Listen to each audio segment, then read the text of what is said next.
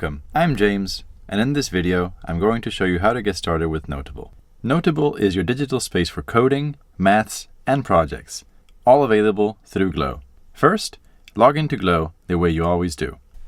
Once you're in your Launchpad, search for Noteable. If you don't see it, your teacher or Glow admin can add it for your school. Then, click on the Noteable tile, and the Noteable launch page will open in a new tab. From here, you can start a notebook, such as the standard notebook, which includes all you need to get started with coding, including Python and more.